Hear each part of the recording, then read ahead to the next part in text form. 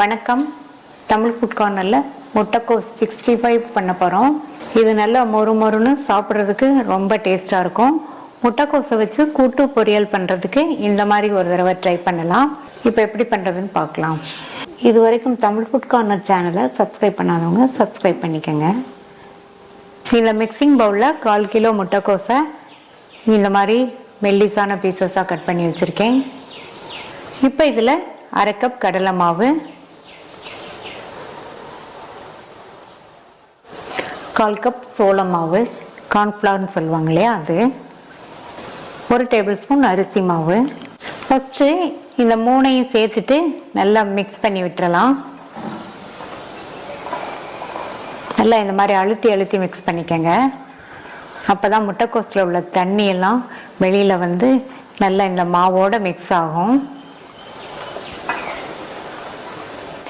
இந்த மாதிரி மிக்ஸ் பண்ணிவிட்டு இது கூட 1/4 டீஸ்பூன் மஞ்சள் தூள், 1 டேபிள் ஸ்பூன் தனி மிளகாத்தூள், 1 டீஸ்பூன் கொத்தமல்லி தூள், 2 டீஸ்பூன் இஞ்சி பூண்டு விழுது சேர்க்குறேன். கூடவே 1/4 டீஸ்பூன் கரம் மசாலா தூள் சேர்க்குறேன்.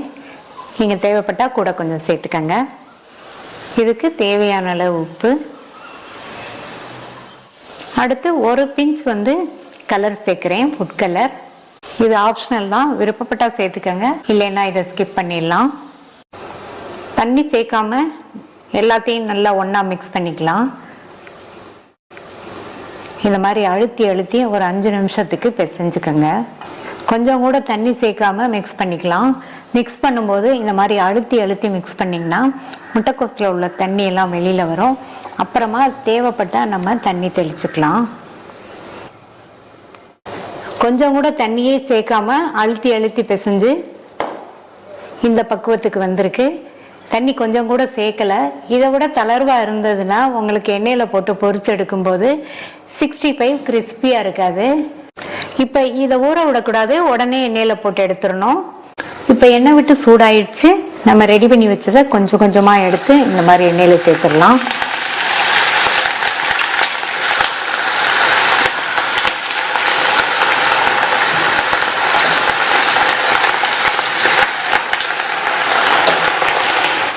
ஸ்டவ்வை மீடியமாக எரிய விடுங்க. 1 நிமிஷம் கழித்து இந்த மாதிரி பிரட்டி விட்டுக்கலாம்.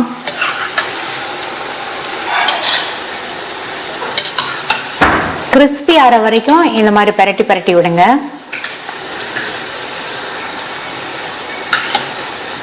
இப்போ நல்லா கிறிஸ்பியாக இருக்கிற மாதிரி ஃப்ரை ஆயிடுச்சு. எடுத்துடலாம்.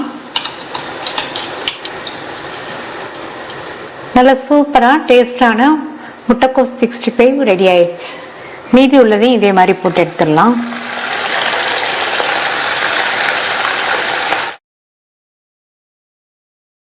எல்லாத்தையும் ஃப்ரை பண்ணியாச்சு. கடைசியாக ஸ்டவ் ஆஃப் பண்ணிவிட்டு அதே எண்ணெயிலேயே கொஞ்சமாக கருவேப்பிலை இலைகளை ஃப்ரை பண்ணி சேர்த்துக்கலாம். நீங்களும் ஒரு தடவை ட்ரை பண்ணி பார்த்துட்டு உங்கள் கமெண்ட்ஸை சொல்லுங்கள். தேங்க்யூ.